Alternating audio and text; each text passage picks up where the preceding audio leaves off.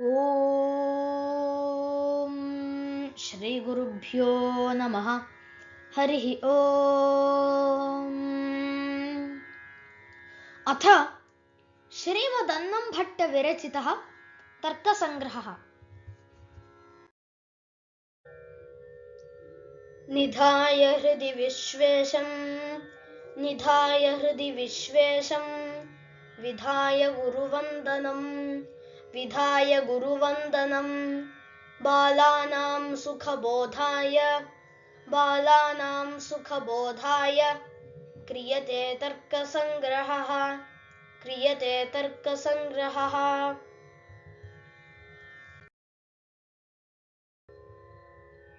తత్ర ప్రత్యక్షజ్ఞానకరణం ప్రత్యక్షం ఇంద్రియార్థసన్నికర్షజన్యం జ్ఞానం ప్రత్యక్షం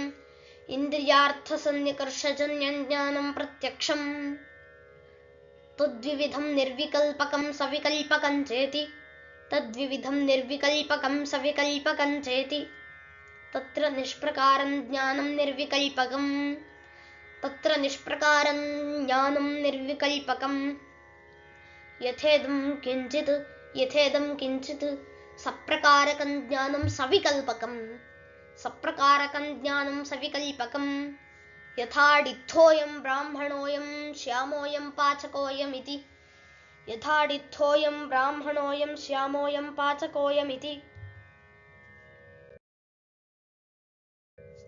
ప్రత్యక్షజ్ఞానహేతుః ఇంద్రియార్థసన్నికర్షశ్చ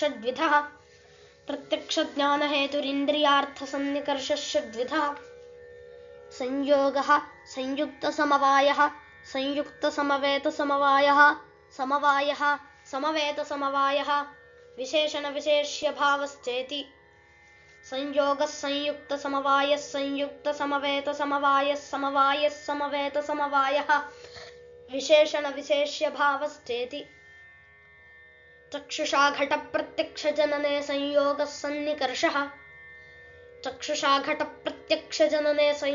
సన్నికర్షः ఘటరూపప్రత్యక్షజననే సంయుక్తసమవాయः సన్నికర్షः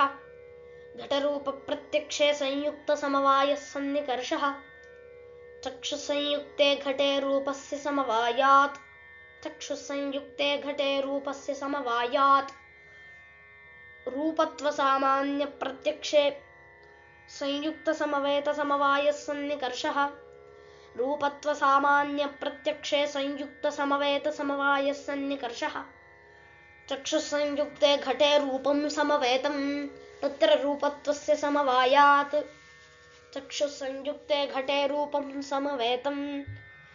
తత్ర రూపత్వస్య సమవాయాత్ శ్రోత్రేణ శబ్దసాక్షాత్కారే సమవాయः సన్నికర్షः కర్ణవివర్త్యాకాశస్య శ్రోత్రత్వాత్ శబ్దస్యాకాశగుణత్వాత్ గుణగుణినోశ్చ సమవాయాత్ కర్ణవివర్త్యాకాశస్య శ్రోత్రత్వాత్ శబ్దస్యాకాశగుణత్వాత్ గుణగుణినోశ్చ సమవాయాత్ శబ్దత్వసాక్షాత్కారే సమవేతసమవాయः సన్నికర్షः శ్రోత్రసమవేతే శబ్దే శబ్దత్వస్య సమవాయాత్ అభావప్రత్యక్షే విశేషణవిశేష్యభావः సన్నికర్షः భూతలం ఘటాభావవదిత్యత్ర చక్షుసంయుక్తే భూతలే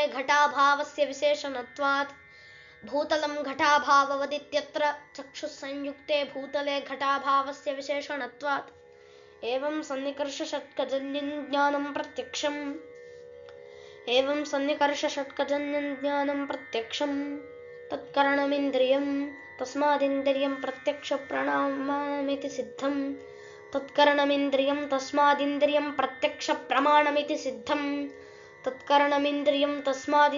ప్రత్యక్ష ప్రమాణమితి సిద్ధం. అనుమితికరణమనుమానం పరామర్శజన్యం జ్ఞానమనుమితిః व्याप्तिविशिष्टपक्षधर्मता ज्ञानं परामर्शः व्याप्तिविशिष्टपक्षधर्मता ज्ञानं परामर्शः यथा वह्निव्याप्य धूमवानयं पर्वतः इति ज्ञानं परामर्शः यथा वह्निव्याप्य धूमवानयं पर्वतः इति ज्ञानं परामर्शः तज्जन्यं पर्वतो वह्निमान् इति ज्ञानमनुमितिः तज्जन्यं पर्वतो वह्निमान् इति ज्ञानमनुमितिः यत्र धूमस्तत्राग्निरिति साहचर्यनियमो व्याप्तिः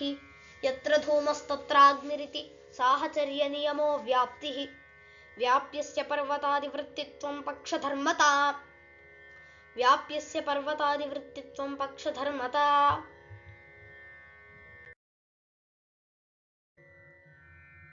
अनुमानं द्विविधं स्वार्थं परार्थं च अनुमानं द्विविधं स्वार्थं परार्थं च तत्र स्वार्थं स्वानुमिति हेतुः तत्र स्वार्थं स्वानुमिति हेतुः तथा हि स्वयमेव भूयो दर्शनेन यत्र धूमस्तत्राग्निरिति महानसादौ व्याप्तिं गृहीत्वा पर्वतसमीपं गतः तद्गते चाग्नौ सन्दिहानः पर्वते धूमं पश्यन् व्याप्तिं स्मरति यत्र धूमस्तत्राग्निरिति तथा हि स्वयमेव भूयो दर्शनेन यत्र धूमस्तत्राग्निरिति महानसादौ व्याप्तिं गृहीत्वा पर्वतसमीपं गतः तद्गते चाग्नौ सन्दिहानः पर्वते धूमं पश्यन्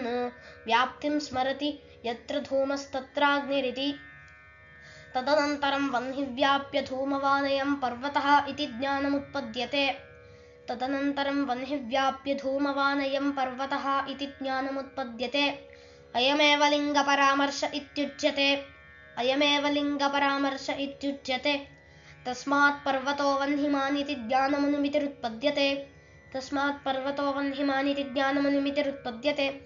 तदेतत् स्वार्थानुमानं यत्तु स्वयं धूमादग्निमनुमाय परप्रतिपत्त्यर्थं पञ्चावयववाक्यं प्रयुङ्क्ते तत्परार्थानुमानं यत्तु स्वयं धूमादग्निमनुमाय परप्रतिपत्त्यर्थं पञ्चावयववाक्यं प्रयुङ्क्ते तत्परार्थानुमानं यथा पर्वतो वह्निमान् धूमत्वात् यो यो धूमवान् स वह्निमान् यथा महानसः तथा चायं तस्मात् तथेति यथा पर्वतो वह्निमान् धूमवत्वात् यो यो धूमवान् स वह्निमान् यथा महानसः तथा चायं तस्मात् तथेति अनेन वाक्येन प्रतिपादिताल्लिङ्गात् परोऽप्यग्निं प्रतिपद्यते अनेन वाक्येन प्रतिपादिताल्लिङ्गात् परोऽप्यग्निं प्रतिपद्यते